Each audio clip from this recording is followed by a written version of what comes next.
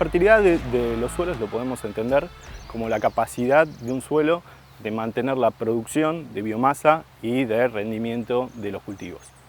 Normalmente podemos diferenciar entre fertilidad física, química e incluso biológica de los suelos.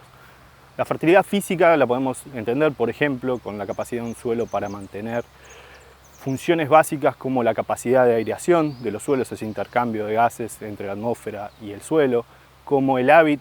la capacidad para proporcionar un hábitat adecuado para el crecimiento de las raíces, o para proporcionar funciones claves como la retención de agua, el movimiento de agua y la infiltración de agua a nuestros suelos. En cambio, la fertilidad química va a estar mucho más relacionada con la capacidad de provisión de nutrientes para nuestros cultivos.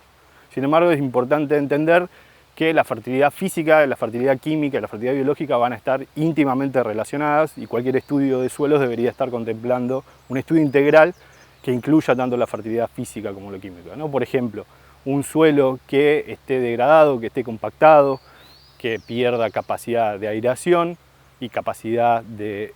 exploración de las raíces puede estar afectando, por ejemplo, la provisión de nutrientes claves como el fósforo y estar viéndose así afectado la fertilidad física indirectamente a través de un problema físico.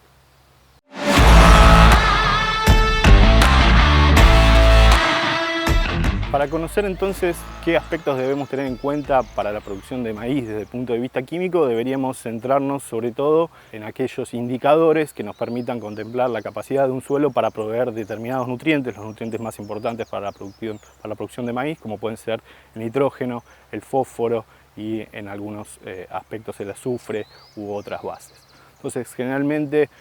un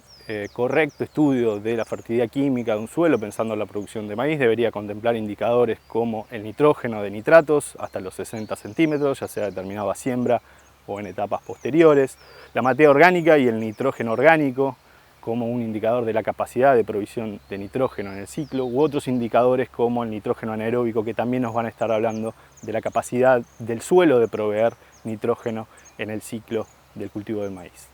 En el caso de otros nutrientes como fósforo, lo que deberíamos tener o contemplar es la concentración de fósforo en partes por millón del suelo, por lo menos en los primeros 20 centímetros, y en el caso de otros nutrientes como azufre o como zinc, que también tienen un impacto muy fuerte en el caso de maíz, estar contemplando análisis que nos permitan saber la concentración de azufre de sulfatos en partes por millón y de zinc también en partes por millón en los primeros 20 centímetros. Y hay otros indicadores como el pH o como la salinidad de los suelos o como la presencia de sodio que van también a ser muy importantes para caracterizar desde el punto de vista químico nuestros suelos y tener en cuenta el impacto que pueden llegar a tener sobre el cultivo de maíz, particularmente en sistemas de riego, ¿no? Donde estamos aplicando quizás sales o aplicando sodio que pueden tener un efecto detrimental sobre la capacidad de extraer agua, sobre la capacidad de exploración de raíces y sobre la productividad de nuestro cultivo.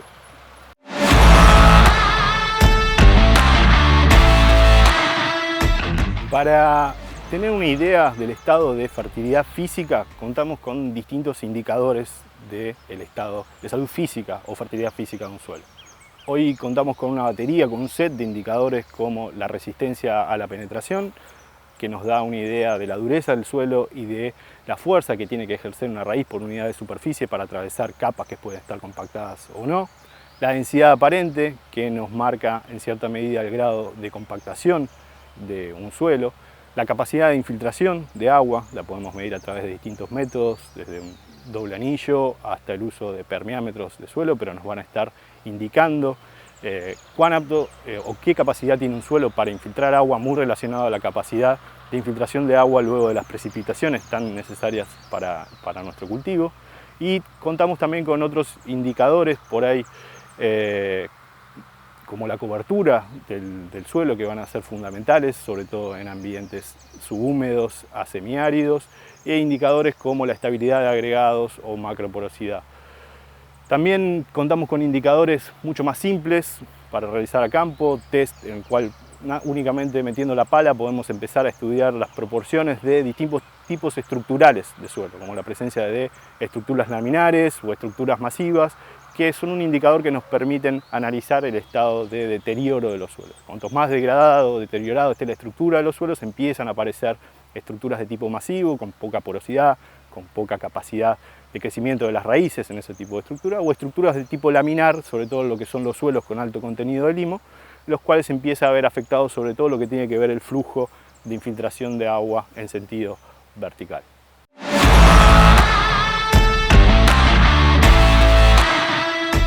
Para la fertilidad física y química de los suelos van a tener distinto origen. Un origen que podríamos determinar como origen natural o genético, que va a depender muchísimo de las características del suelo, sobre todo de la granulometría, es decir, de la textura, de la distribución de partículas de arena, de limo y de arcilla, y de la posición en el relieve de los suelos. Es decir, aspectos genéticos que poco vamos a poder hacer para influirlos o para modificarlos, y las prácticas van a tener que estar más asociadas a adaptarnos a esas características. Pero también parte de esa fertilidad física y química de los suelos van a estar muy relacionadas al manejo antrópico, al manejo del hombre, al manejo que hagamos en nuestros lotes productivos, ¿no? Desde el punto de vista químico, todo lo que tenga que ver o lo que esté relacionado con la provisión histórica de nutrientes, la fertilización y cuánto de esos nutrientes fuimos reponiendo a nuestro sistema,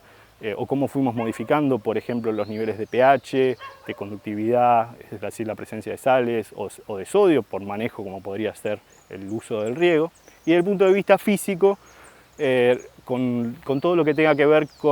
sobre todo con el manejo que vengamos haciendo a nivel de rotaciones de nuestros cultivos en cuanto a intensidad o diversidad, para ir generando un ambiente cada vez más o menos favorable para el crecimiento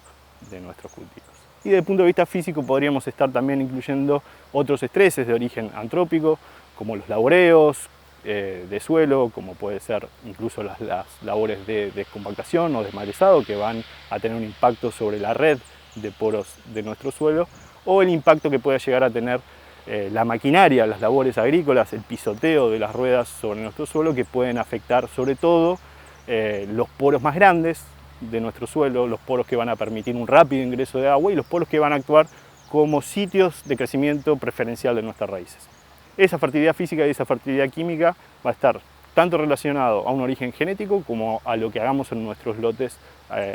en las últimas campañas particularmente, y lo que hayamos hecho históricamente.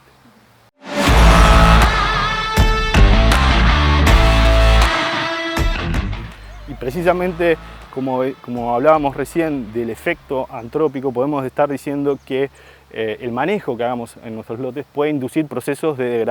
degradación tanto física como de degradación química, ¿no? De degradación física podemos estar hablando de la aparición o la formación de tipos estructurales masivos con poca porosidad, o de esos tipos estructurales laminares que decíamos antes, que tanto afectan el movimiento de agua, la caída de los poros más grandes, que van a actuar, como decíamos, como sitios preferenciales para el crecimiento de las raíces, para la aireación y para la entrada de agua, y podemos empezar a ver procesos de degradación asociados al manejo histórico que veníamos viendo. Y en el caso nutricional, lo mismo, relacionado sobre todo a lo que tenga que ver con la reposición de nutrientes o la extracción de nutrientes de nuestro sistema y a la aparición de determinados problemas como cambios en el pH,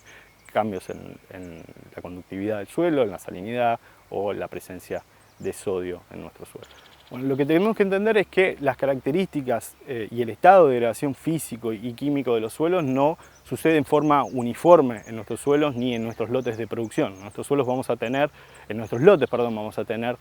suelos de distintas características, y eso va a impactar de distinta manera en los procesos de degradación. Por lo tanto, que deberíamos estar siempre tratando en nuestros lotes de producción de estar separando por ambientes, por suelos, aunque sea por familia de texturas, en texturas gruesas, texturas medias y texturas finas, y estar realizando los análisis correspondientes, las determinaciones correspondientes que decíamos antes, orientados a cada tipo de suelo, ¿no? Como para no estar mezclando peras con manzanas. Muchas veces por ahí lo que venimos viendo, sobre todo en análisis nutricionales, es que uno realiza determinaciones a nivel de todo el lote y se queda tranquilo porque tiene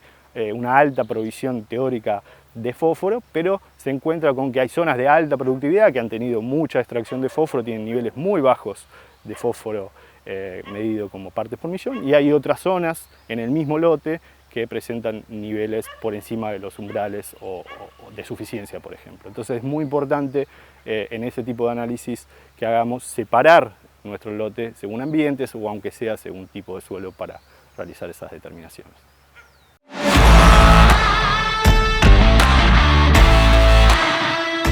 Para interpretar entonces los resultados de determinaciones físicas del suelo, como decíamos, lo que deberíamos hacer es interpretarlo primero según la clase de suelo, según el tipo textural, porque no va a ser lo mismo un nivel de densidad aparente para un tipo de suelo que para otro, ¿no? Por ejemplo, una densidad aparente para un suelo de un 1.4 gramos por centímetro cúbico para un suelo arenoso es una densidad aparente relativamente normal, sin signos de compactación, mientras que para suelos de texturas francolimosas, con más contenido de limo, ese valor de 1.4 ya nos está marcando problemas de compactación que puede estar afectando la producción de nuestros cultivos. Para ir mejorando paulatinamente o progresivamente el estado de fertilidad o de salud física del suelo, contamos con distintas herramientas.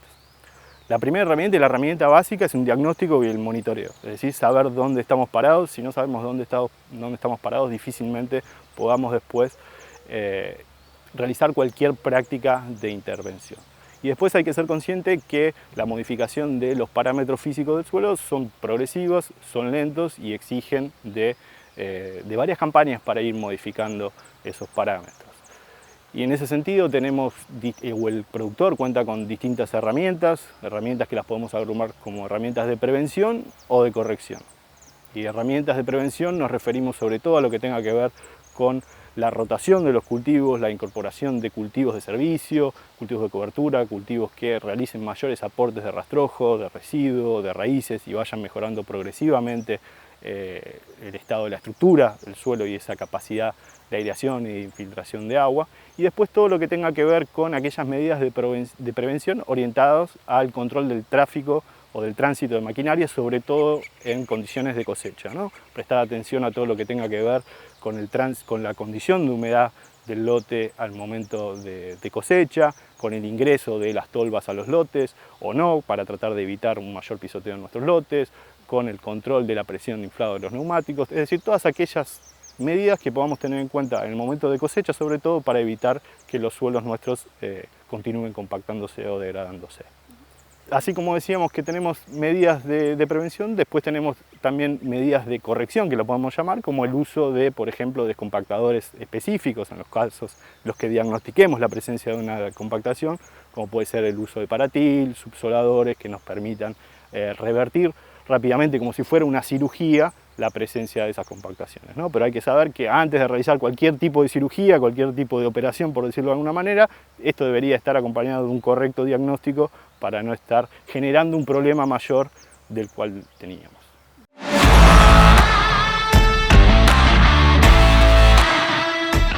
Las evaluaciones entonces de fertilidad física y química del suelo, podemos decir que no van a ser las mismas en todas las regiones del país, pero que sí vamos a contar con un set de indicadores básicos que nos permitan caracterizar el estado físico-químico de los suelos, como decíamos antes, densidad aparente, resistencia a la penetración, la cobertura del suelo, la capacidad de infiltración, la resistencia en cuanto al estado físico y los parámetros relacionados a la provisión de nutrientes como fósforo,